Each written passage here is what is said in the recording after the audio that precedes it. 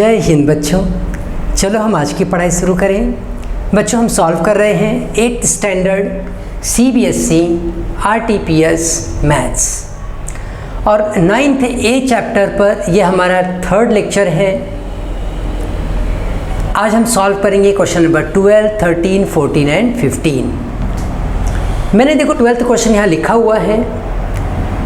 In January Daisy worked total for 35 hours। सो डाइजी ने जो काम किया है वो कितने आवर्स काम किया है? 35 आवर्स। ये कब की बात है? जनवरी की। फरवरी में सी वर्कड फॉर 45.5 आवर्स।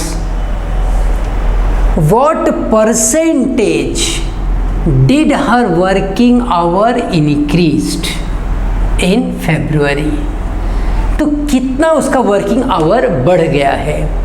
तो सबसे पहले ना हम सॉल्व करते वक्त क्या करेंगे, अपने आंसर में वर्किंग आवर इन जैन हम कैलकुलेट करेंगे। वो था 35, ठीक, वो दिया गया है। उसके बाद वर्किंग आवर इन फेब वो हम देखेंगे, दैट इज़ 45.5 आवर्स। अब हम डिफरेंस देख लेते हैं। ये डिफरेंस हमें मिल रहा है 45.5 माइनस 35.0। ये 5 आ गया, ये 0 आ गया, ये 1 आ गया। इंक्रीमेंट हुआ है 10.5 आवर्स का। क्वेश्चन में पूछा जा रहा है कि कितना परसेंट इंक्रीज हुआ। तो हमेशा याद रखो, इंक्रीज्ड परसेंटेज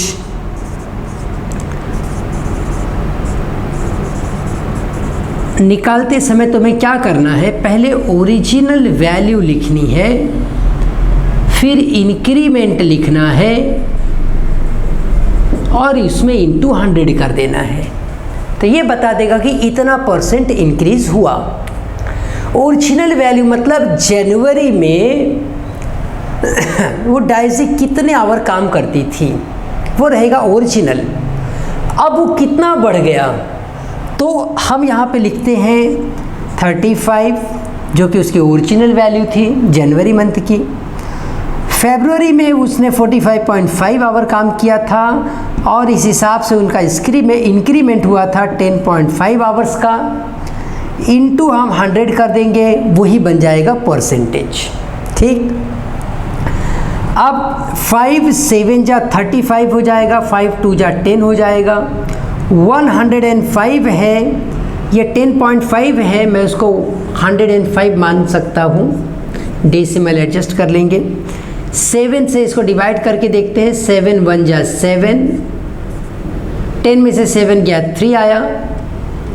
डेसिमल अगली वैल्यू है, यहाँ डेसिमल पुट करो, 5 को यहाँ उतार लो, 7 5 जा 35, ये कैंसिल हुआ, कट कर दिया। ये 1.5 हमें मिला, ये वैल्यू हो जाएगी 1.5 इंटू 20। तो 1.5 में जब तुम 20 मल्टीप्लाई करोगे तो 2 से स्टार्ट करो, 2 5 जा 10 का 1 गया, 2 1 जा 2 और ये 1 3, ये 0 भी लिख दो।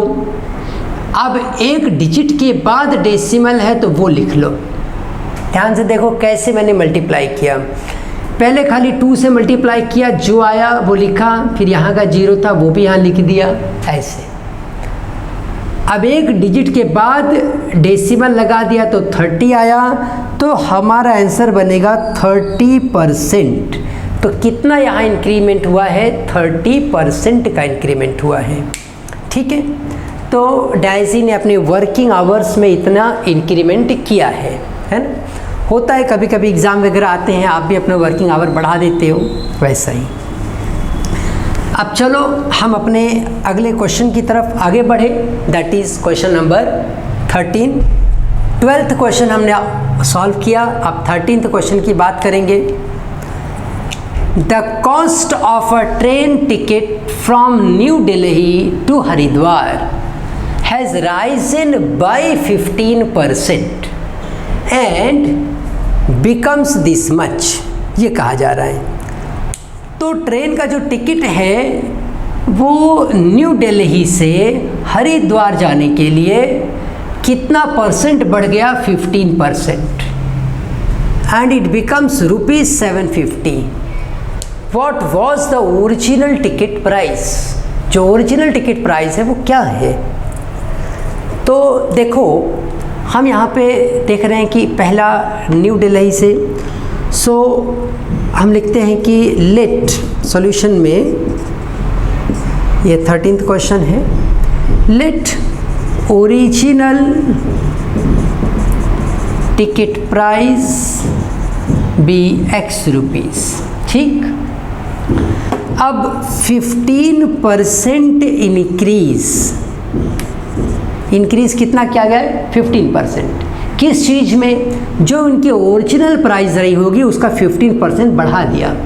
15% increase in x equals to, इस x का 15% तुम कैलकुलेट करो पहले। 15% जब कैलकुलेट कर लोगे तो वो आ गया 15x/100। कट कर सकते हैं, छोटी वैल्यूज़ बन जाएंगी, फिलहाल हम नहीं कर रहे हैं। अब यहाँ पर 15% जब हम बढ़ा देंगे तो कितना हो जाएगा? x प्लस, यहाँ मैं लिखता हूँ न्यू टिकट प्राइस। पहले का टिकट प्राइस था X रुपीज़, आप उसमें 15% बढ़ा देते हो। 15% जो बढ़ा रहे हो मतलब आप इतना बढ़ा रहे हो, तो 15% आप जब बढ़ा देते हो तो ये अमाउंट हो जाएगा 100x प्लस 15x/100, है ना? यहाँ क्रॉस मल्टीप्लाई किया, 115x/100, ये हुआ न्यू प्राइस। हम इसको काट के छोटा कर सकते हैं, अभी ज़रूरी नहीं है, क्योंकि ये जीरोस जो होते हैं ना वो बाद में काम आ जाते हैं हमारे, ठीक है ना? इसलिए अभी मैं कट नहीं कर रहा हूँ। ये है न्यू टिकट प्राइस। अब हमें न्यू टिकट प्राइस दिया भी गया है, तो given price, given new ticket price, वो क्या दिया गया है? 750 रुपीज़। तो यहाँ से ये दोनों इन्फॉर्मेशन, कौन सी दोनों इन्फॉर्मेशन? ये वाली और ये वाली एक ही बात कर रहे हैं कि कितना भाई प्राइस इंक्रीज होने के बाद नया टिकट कितने का मिल रहा है। जब दोनों एक ही बात कर रहे हैं तो मैं डेफिनेटली ये लिख सकता हूँ कि 115x/100 इक्वल्स टू 750, क्योंकि ये भी वही बात है, ये भी वही बात है। अब मैं x को यहाँ पे रख देता हूँ 750 इंटू 100/115, ठीक है? अब 750 और 115 ये हम 5 के टेबल में आ रहा है, ये करके कट कर लेते हैं। 5 2 जा 10, 5 3 जा 15, 5 1 जा 5, 5 5 जा 25 और ये 0। तो अब 150 को मैं 23 से डिवाइड करूँगा, 150 को 23 से डिवाइड करूँगा। तो अगर मान लो तुम्हें 23 का टेबल आ रहा है, बहुत अच्छी बात है। नहीं आ रहा है तो तुम यहाँ से 3 छोड़ दो, यहाँ से 0 छोड़ दो और फिर 2 का टेबल पढ़ो। 2 7 जा 14, 7 जा जरा नज़दीक पहुँच रहा है, ज़रा देखते हैं। 7 3 जा 21 का 2, 7 2 जा 14 और 2 16, ये ज़्यादा हो गया, मतलब 6 जा से काम बनेगा हमारा। तो 6 जा से जाओगे, 6 3 जा 18 का 1, 6 2 जा 12 एंड 1 13, तो हो गया 6 जा से 138। अब यहाँ पे 10 में से 8 गया 2, 4 में से 3 गया 1, डेसिमल लेके 0 ले लो। अब 120 दिख रहा है, 6 जा से भी लोअर वैल्यू रहेगी। 23 5 जा कर लो, 5 3 जा 15 का 1, 5 2 जा 10 1 1, सो 5 जा गए हम तो 115 आ गया। 10 में से 5 गया 5, बाकी वैल्यू कट। डेसिमल लिया हुआ है ना तो एक 0 तुम ले सकते हो। दिख रहा है कि 2 जा से काम बन जाएगा, 46 कर दो, ये 4 आ गया, बस हो गया, इतना ज़्यादा और आगे नहीं जाना है। तो जब मैं यहाँ पे कट कर दूँगा तो ये मुझे मिल जाएगा 6.52 और ये x की जो वैल्यू है ये हो जाएगा 6.52 इंटू 100। ये 2 जीरोज यूटिलाइज़ करके 652 रुपीज़ अप्रॉक्स, क्योंकि आप एग्जैक्ट जीरो नहीं लाए थे यहाँ पे, ठीक है, इसलिए आपको इसके बाद भी कुछ नंबर्स मिल सकते थे जो कि जहाँ पर कि कैलकुलेशन नहीं किया गया। 652 पॉइंट करके समथिंग आएगा। तो ओरिजिनल प्राइस ये 652 रुपीज़ अप्रॉक्स थी, जो कि बढ़ के अब हो गई है 750 रुपीज़। ठीक, तो चलो अब हम अपने अगले क्वेश्चन की तरफ आगे बढ़ें।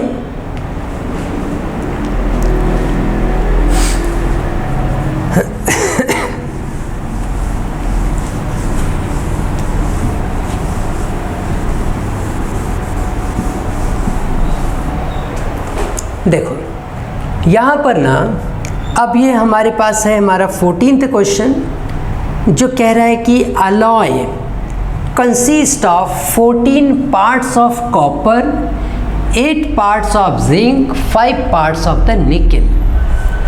What is the percentage composition of the alloy. तो अलॉय देखो क्या होता है, अलॉय एक्चुअल में मेटल्स का मिक्सचर होता है, मेटल्स का मिक्सचर बनाया जाता है। जैसे अगर हमने खाली आयरन लिया तो आयरन में रस्टिंग लग जाती है, लेकिन अगर उस आयरन को जैसे हम निकल के साथ में, क्रोमियम के साथ में मिक्स कर लेते हैं तो उसकी प्रॉपर्टी बदल जाती है। इसी तरह से स्टील बनाया जाता है, और जो स्टील होता है हम जानते हैं उसमें रस्ट नहीं लगती है। हम ये भी जानते हैं कि अशोक स्तंभ जो हमारे भारतीय सनातन सभ्यता में हजारों साल पहले बनाया गया था, आज तक उसमें जंग नहीं लगी है, रस्टिंग नहीं लगी है, जो ये बताता है कि उस वक्त हमारी सभ्यता कितनी विकसित थी, हमारा ज्ञान, हमारी हिंदू सनातन सभ्यता वो कितनी विकसित थी, हमारा ज्ञान कितने उच्च लेवल का था। आज अगर ये रस्टिंग की प्रॉब्लम है तो इसे आप समझो पूरी दुनिया में ये प्रॉब्लम चल रही है। आज बिल्डिंग बनती है, रस्ट लगता है और वो बिल्डिंग कोलैप्स हो जाती है। ब्रिजेस बनते हैं, रस्ट लगता है, ब्रिज टूट जाते हैं। गाड़ियाँ रस्टिंग लगने से ख़राब हो जाती हैं। आपके घरों के जो छत पे पत्रा लगाते हैं, तमाम जो आयरन के आर्टिकल्स हैं उसमें रस्टिंग की वजह से ये प्रॉब्लम आती है, और पूरे संसार को करोड़ों डॉलर का प्रॉब्लम हर साल इस बात में खर्च करना पड़ता है कि कैसे उसको रस्टिंग से बचाया जाए। तो वो ज्ञान जो हमारे ऋषि मुनियों के पास था, हमारी सभ्यता के पास था, अगर आज वो ज्ञान हमारे पास सुरक्षित होता तो हम पूरी दुनिया को इससे लाभ मिला होता, और रस्टिंग की इतनी बड़ी समस्या जिसका हम कितना समाधान ढूंढते हैं, हम कलर करते हैं, हम अलॉय बनाते हैं, ये करते हैं, वो करते हैं, लेकिन वो समस्या जैसे की तैसी बनी हुई है। पानी की पाइप्स आती हैं, उसमें रस्ट लगता है, वहाँ पे लॉस होता है।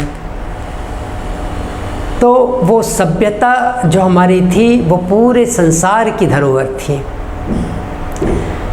खैर, अब हम अलॉय की बात करेंगे आज।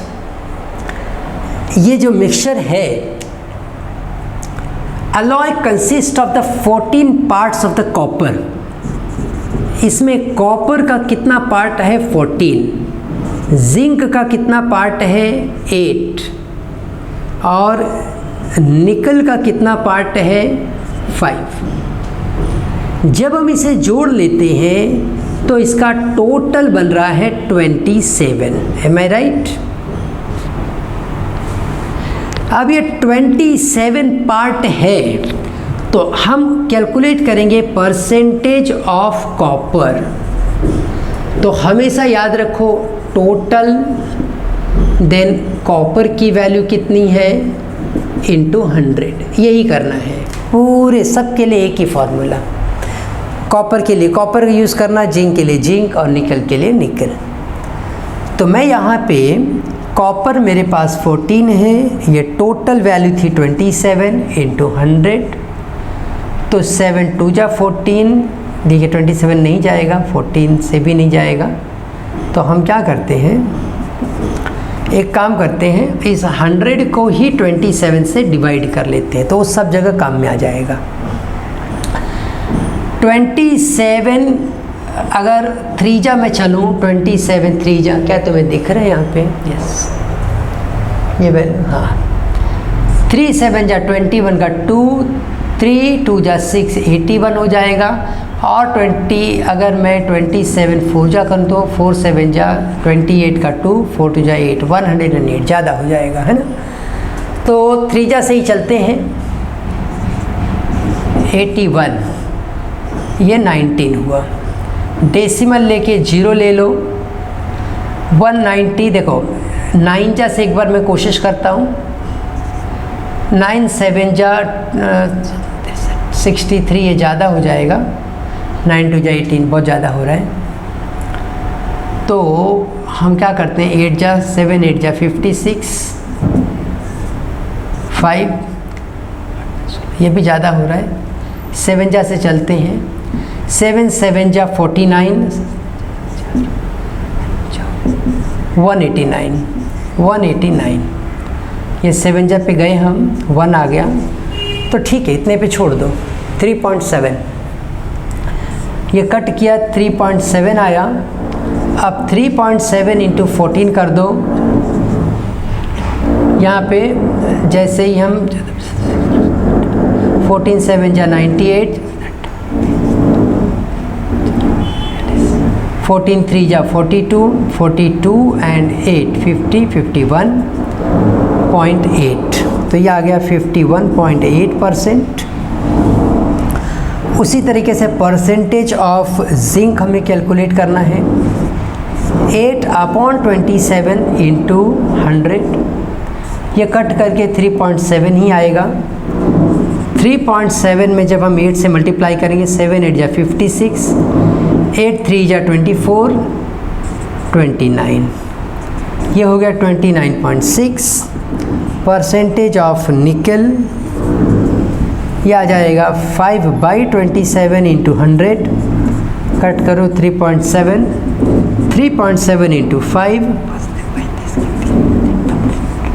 18.5। तो इस तरह से ये परसेंटेज देखो कैलकुलेट किया जाता है कि टोटल वैल्यू कितनी है, फिर उसमें कॉपर कितना है, जिंक कितना है और निकल कितना है। ठीक, तो ये हमने 14th क्वेश्चन किया। चलो हम अपने अगले क्वेश्चन की तरफ आगे बढ़े। ये है 15th क्वेश्चन बच्चों। ये कह रहा है हमसे कि there is a rectangular garden जिसकी साइड्स हैं 20 feet and 15 feet. If each side of the rectangular garden is increased by 25%, find the percentage area, increase in the area. तो देखो सबसे पहले ना हम ओरिजिनल एरिया निकालेंगे, equals to length into breadth. Length है 20, ब्रेड्थ है 15, 300 स्क्वायर फीट या ऐसे लिख दो 23 स्क्वायर फीट, ये इसकी एरिया हो गई।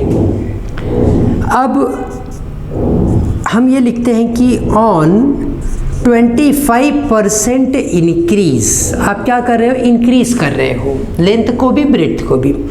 On 25% increase, length equals to 20 plus इस 20 का जो भी 25% आएगा वो आप इंक्रीज कर देते हो। इस 20 का 25%, तो 25 25% ऑफ 20, ऑफ का मतलब होता है मल्टीप्लिकेशन, 25%, तो यहाँ से कट कर दो, 5 5 या 25, तो मतलब न्यू लेंथ आ गया 25 का। अब ब्रेड्थ की जो वैल्यू है वो क्या है वो देखो, जो ब्रेड्थ है b वो आएगा 15 प्लस 20%, ये 15 का 25%। तो अगर मुझे 15 का 25% कैलकुलेट करना है, 25 1 जा 25 4 जा 100, 15 को मैं 4 से डिवाइड कर देता हूँ, 4 3 जा 12, 3 आ गया, 4 7 जा, यहाँ पे डेसिमल लगा लिया था जीरो लेने के लिए, 4 7 जा 28, 2 आ गया, 4 5 जा 20, अभी हो गया 3.75।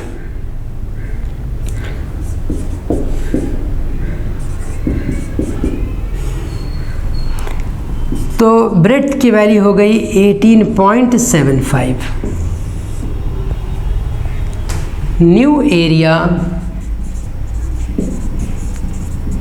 एरिया जो होगी वो, इसको मैं L1 L2 कर दूं, तो जा L1 और B1 into L1 into B1, 25 into 18.75, इसे हम मल्टीप्लाई कर लेते हैं। 18.75 में 25 मल्टीप्लाई कर दो, 25 4 जा 100 एंड 45 5 जा 1 4 जा 1, 25 4 जा 100, 5 जा 125, 125 में से 12 आया, 25 4 जा 100, 5 जा 125, 6 जा 150, 7 जा 175, 175 में 12 ऐड कर दो, ये हो गया 187, 187 में से 7 यहाँ लिखो, 18 को कैरी कर लो, 18 को कैरी कर लिया है, 7 जा और 8 जा हो गया 200, 200 में 18 ऐड कर दो, ये हो गया 218, 218 में से 8 लिख लो, 21 कैरी कर दो, 21 5 जा 25, 25 plus 1 46, 46 after 2 digit put the decimal, so 468.75। ठीक, अब इंक्रीमेंट कितना हुआ है उसके लिए हम देखेंगे। Increment equals to 468.75 minus 300, 468.75 into 300.00, 57861, so ये वैल्यू हमें मिली 168.75। ठीक है, ये इंक्रीमेंट रहा। हमसे कहा गया है कि परसेंटेज इंक्रीज बताओ, ठीक है ना, खाली इंक्रीमेंट नहीं बताना है, परसेंटेज इंक्रीमेंट। तो परसेंटेज इंक्रीमेंट के लिए हम ओरिजिनल वैल्यू जो रहेगी उसी पर कैलकुलेट करते हैं, 168.75 इंटू 100, 2 जीरोस तो ऐसे उड़ जाएंगे। अब 168.75 है, उसको मैं 3 से डिवाइड कर लेता हूँ, 3 5 जा 15, 18 हो गया, 3 6 जा 18, डेसिमल लेके 7 ले लो, 3 2 जा 6, 3 5 जा 15, तो ये वैल्यू हमें प्रॉपरली मिल रही है 56.25%। ठीक है, अपने बुक में से आप चेक कर लो। तो ये देखो कैलकुलेशन ना हम कैसे करते हैं उस पर तुम ध्यान दो, कि जब लेंथ बढ़ गई थी 25% तो कितना बढ़ा वो हमने चेक किया, ब्रेड्थ बढ़ा तो कितना बढ़ा वो हमने फाइंड किया। ओरिजिनल एरिया तो आप भाई ओरिजिनल लेंथ और ब्रेड्थ से कैलकुलेट कर लोगे, लेकिन उसके बाद न्यू लेंथ न्यू ब्रेड्थ पर जो एरिया बन रही है उसे कैलकुलेट करेंगे। इंक्रीमेंट कितना हुआ इसके लिए इस न्यू एरिया में से ओरिजिनल एरिया को हमने माइनस किया, यहाँ पे देखो। अब कितना इंक्रीमेंट हुआ है इसके लिए हमेशा ओरिजिनल वैल्यू और जो इंक्रीमेंट है वो लिखेंगे इंटू 100, बाकी सॉल्यूशन करके आपको ये आंसर मिलेगा। तो बच्चों इसी के साथ आज हमने ख़त्म किया अपने थर्ड लेक्चर में इस 9th ए एक्सरसाइज को। हमने सारे क्वेश्चन सॉल्व किए हैं। फिर भी अगर तुम्हें कहीं डाउट्स है, डिफ़िकल्टी है, कोई क्वेरी है, तो मैंने नंबर यहाँ पे लिखा हुआ है, ये मेरा ही नंबर है, इस नंबर पे आप कॉल करो, मुझसे पूछो। सैटरडे संडे को मैं अपने ऑनलाइन के बच्चों के लिए फ्री में, कोई चिंता नहीं करना है कि सर पैसा लेंगे, नहीं, टोटली फ्री में यहाँ पे डिफ़िकल्टी लेक्चर्स में रख रहा हूँ। जिसमें तुम्हें डिफ़िकल्टी होगी वो आके तुम मुझसे पूछ सकते हो।